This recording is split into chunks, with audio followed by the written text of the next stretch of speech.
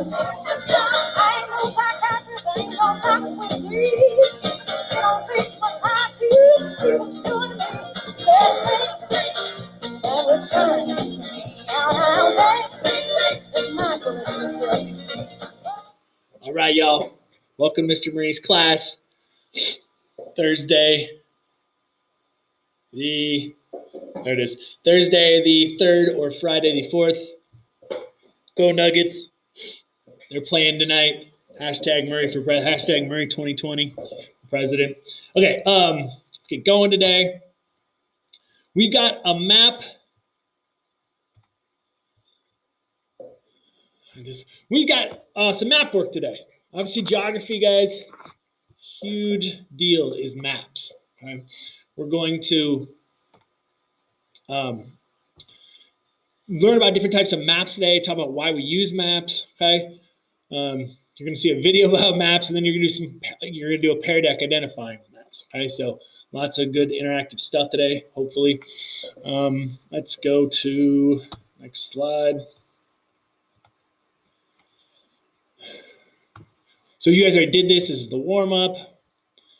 So let's answer that. So why do people use maps? Here's the list that geographers usually come up with. To help us see and understand the world around us better, to see patterns and where certain activities, actions take place, to show us how things like their shape and their features can cause change, quick information to be faster in reading. Honestly, guys and gals, I love using maps because maps can tell me things faster than reading. How many of you like reading more than just looking at something really quick? Put your hands down, you're lying, right? Maps are just a quick way. I can look at a whole country and find out a lot about that country and not have to read about that country. And reading is important. I'm not saying it's not, but maps can deliver fast information. And really, maps just should make you curious. We're going to look at some maps this year. They're just cool, funky maps. And you'll just be like, what the heck is that, Mr. Marini? What are we seeing there? All right, let's start with some multiple choice. You've got a COVID-19 map. This is the average cases per 1,000 people in the past week. In other words, they took 1,000 people in each. This is by county. These are all kind of by counties. They took each county and they said per 100,000 people, how many people with COVID are living in this county? Okay, so you can see the states, but it's done by county. Go ahead, answer the question. Why would someone use this map? Take a couple seconds to answer this question.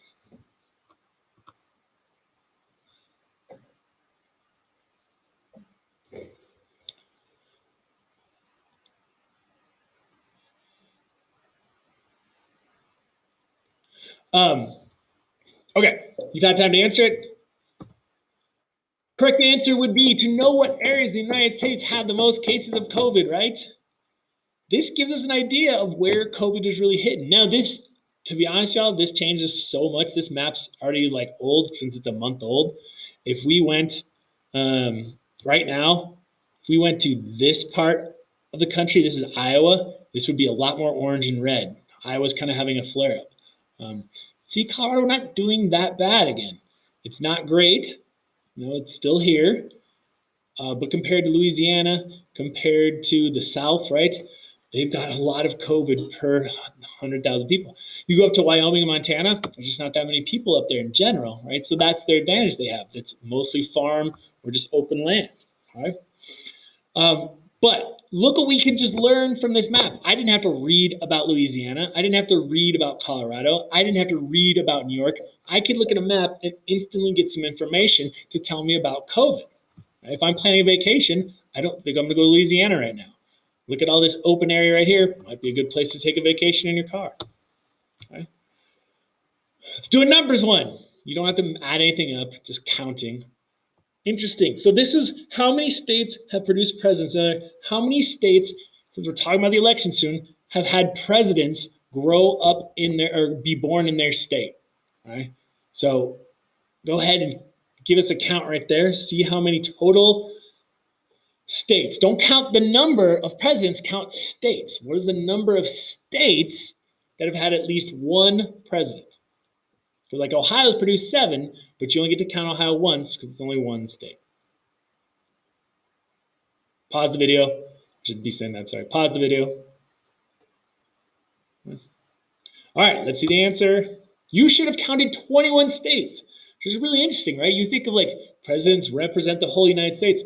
Well, of the whole 50 states, only 21 states have actually had a president, or at least one president, right? And you look how many in the west of the Missouri River, Nebraska, a couple from Texas, one from California, and one from Hawaii. Of course, was President Obama, and the one from California was President Reagan. So not many presidents out where we live. It's mostly obviously been on the East Coast. But again, I didn't have to read about presidents. I could just say, wow, I could look at this map and get instant information. Some more fun with maps. Continents. One thing you definitely got to know this year is the continents, okay? So what I want you to do is drag, I love this part of Bear Deck. You can drag these flags onto continents. I want you to drag those 5 flags, it doesn't matter what color, to the states or to the continents up above. Drag a flag to Africa, Asia, Europe, North America, and South America. We're skipping the other 2 continents. I'll just tell you Australia, which would be right here, and Antarctica, which is right down here. Okay? Find me the 5 other continents. Pause it, pause the video, and go ahead and drag.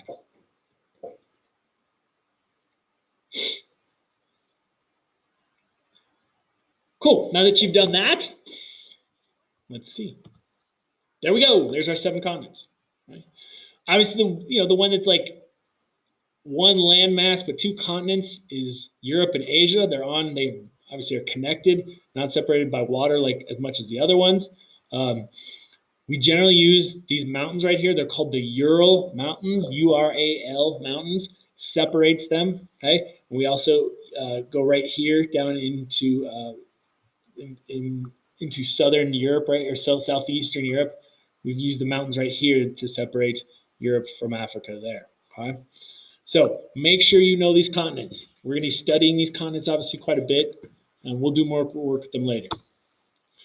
Now just have a fun one. Just to mess your brain up a little bit because we can't look at maps 100% of the time. Have fun. There is one mouse in this picture. So all the squirrels have the pointy ears. You need to find the one mouse. His ears are a little different and his tail's a little different. Okay? Find the one mouse. I'll pause it. You can try to find him and circle him. Don't get thrown off by the apple, the smiling guy, and the nut.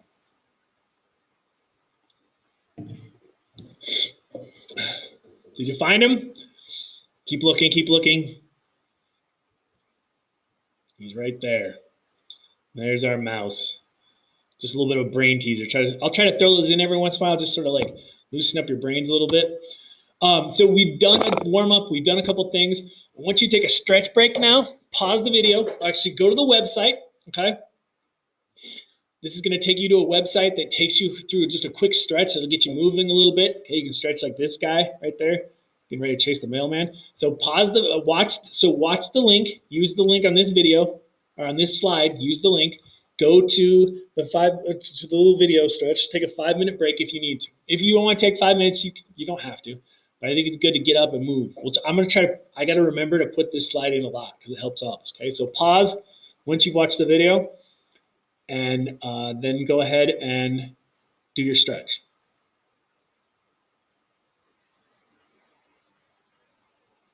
Okay, you should be back from stretching. Let's move forward. So there's different types of maps that we're going to use. I mean, maps all generally have some sort of landform on them, right? It's going to show you what the land looks like and what the water looks like.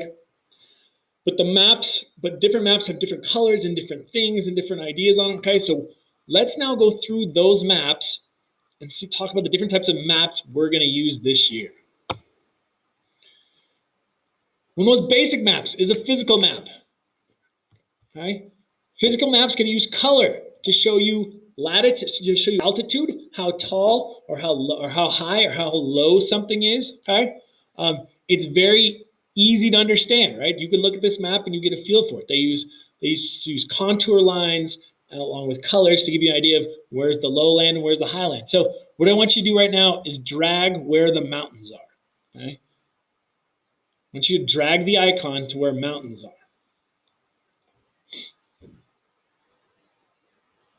Okay, hopefully you dragged it somewhere around here or here. Here's the Rocky Mountains. Here's Colorado. Denver's right about there, right? We're right next to the mountains. You know, the one problem with physical maps is it shows us land and rivers, but it doesn't show us much of what's going on with the people. Now, this map gives us outlines of states, but sometimes physical maps don't even give us that, right? So we don't really get to learn much about the people. This one is just purely what the land looks like. And land affects people, but land doesn't necessarily, but that's about all we get is that there's mountains and people could be affected. There's some mountains that where people don't live because they're too high and they're too rugged, right? Next map, political map. All right, political map is going to show you, use made up colors, random colors to show you different states, countries, or cities, or parts of a city or counties. It's going to show you where they are in relationship to each other, right? This is the easiest map to read because it's so clear, it's so colorful. You can clearly see where Colorado is. You can clearly see where Illinois is. But the disadvantage is, of course, these lines aren't real. Humans made them up. Okay, if you drive across the border from Colorado to Nebraska, there's no giant dotted line and it doesn't go from yellow to purple. So sometimes we tend to think like, oh, these lines are real. No, they're real in our mind and they're real in human maps. But if you actually go to Nebraska and Iowa right here, there's a river here on this one. But if you go to Minnesota and Iowa, there's no river there. It's just a line. Okay? So sometimes there's geographic features, but oftentimes it's just a line that we picked. Political maps we'll use a lot just to look at different countries. All right, a choropleth map, thematic map.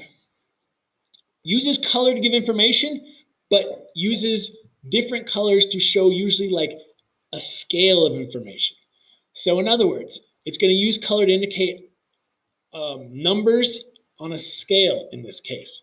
So if you look, red and brown and orange. So this is obesity. This is the percentage of people in that state that have been declared obese. Or, we would also maybe use the term fat commonly, but obese is a medical term that their weight is an unhealthy weight. So you can see here, if it's brown and red, obviously they're pretty unhealthy. If it's light green and dark green, they're really healthy. Look at Colorado. We're the healthiest state in the union. That's usually the case. But look what this map can tell me, right? It can tell me a big area of where they don't eat as healthy and an area where there's a little bit more healthy, okay? More exercise, obviously in the West. We go in the mountains quite a bit. We're a very active state. We eat pretty healthy. You come down here in the South and eat more fat, more sugar, right? And so if I just look at this map, I can learn a lot about the United States. So just really quick, drag the green dot or the green label to a state that's doing really well besides Colorado when it comes to obese people, and then drag one to a state that's not, drag the red one to a state that's not doing so well. So again, drag the green one to a state that's doing pretty well besides Colorado, and then drag the red one to a state that's not doing so well when it comes to percentage of fat people, obese people. Cool, let's move on. This is called a proportional thematic map. So sometimes we'll use size in a map. We'll use size, the size of maybe a state, we'll use the size of a graph, the size of a chart, the size of an object maybe, okay? In this case, we have a pie chart. So the pie chart tells us the population of this state, in other words. Okay? So California has the biggest pie chart because they get the most people. But what then this pie chart can show us, if I get this camera out of the way, show you real quick, is the Hispanic population. So California not only has the largest population, they have a pretty large percentage of Hispanic people. New York obviously has a lot of people too. Texas has a lot of people, right? But New York has a smaller Hispanic population. Michigan's got a pretty good population, very low Hispanic population, right? So you're learning two pieces of information at once here. So what I want you to do on this one, drag the red star to a place that has a lot of Hispanic people, and drag the blue star to a place that has a few very few Hispanic people.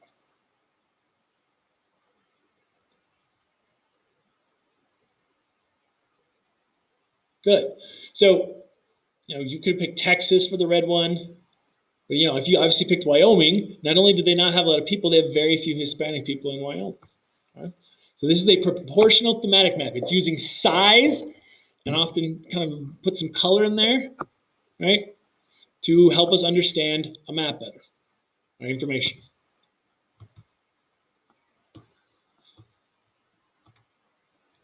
A dot map. So dot maps can be kind of chaotic, but they can be really useful. So a dot map is a very simple map, right? We use a dot to show some piece of information, how many whatevers there are in this area, right? So in this case, we're using actually a census data. So in other words, we're showing people in this map and what their race is. So it can give you an idea in general, right, of where areas have more white people, where they have more Black and Hispanic people. You can see there's some red here, California, quite a few Asian people of Asian descent whose families immigrated to California long, long ago or recently. You can see Texas right here, right? We're Hispanic. You've got the browns are some other, usually Native American. So now these maps can be super confusing sometimes if you try to get too much in the detail, okay? Right now, though, think back to our Colorado map. Try to find where you think Colorado is. Put that heart where Colorado is. Even better if you can find Denver. Hard to do, right? That's the kind of problem with the dot map sometimes, is it just like it shows good information, but it can be a little bit crowded. Here's where about you should have put that heart, right? Here's Denver right here. You can see there's some diversity right here. You see some green, some orange, and then outside Denver, it's a little more blue. Okay. Last map, the isoline thematic map. We are going to use this map the least. This is a map more for engineers. This is a map for hikers. This map is really useful if you're out on this land and you want to see what it looks like. Okay? An isoline map takes lines, and those lines show you the varying altitudes, show you how high things are. So they give you kind of points, right? They give you this point, this low meadow right here, and every line is a certain amount of feet up. So the little circle here is the top of a hill. This is a hill going downwards. Same thing here. They tell you the elevation, this one. So the elevation in this one is 7,597 feet. And then as you go down, it drops off. This is the side of a hill, basically. Take that house icon at the bottom there.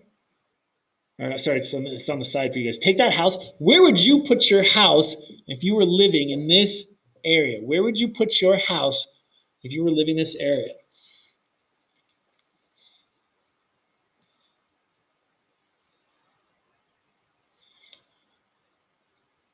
I'm going to pause the video, of course, and do your house finding. Okay, lots of options on this one. Now, some of you might have said, like, hey, I want to put it right here because I want to be in the low spot by the lake. Could be. That's a good spot because you're by fresh water. Some of you said, no, I want to be up top so I get away from the water in case it floods. That's good. As long as you didn't put it on the side of a hill, because that's going to be tough. Building on the side of the hill is really difficult. Okay? Top of the hill is probably easier. Side of the hill's kind of tough. Bottom of the hill's easy too. Okay? So, that's an isoline thematic map. This is the one, again, we'll use probably the least. It'll come up like once or twice this year. Okay, now the next few slides are your work for the rest of this class period. You're going to get 5 maps, and you've got to. This is almost like a quiz. This is as close to a quiz as we're going to get to right now in my class. Okay, you are going to go by on your own, right? And you're going to answer 2 questions about each of the 5 maps. If you go through, okay, the next several slides, it should be slide 20 through slide 29. That's what you guys are doing the rest of this class. Mr. Marini, Thursday, Mr. Marini, or Friday, Mr. Marini is here to help you. I'm not gonna help you a ton on this one because I think you guys can get it done. Okay. But go ahead and work on this now and anything else that you've got to finish up for the week.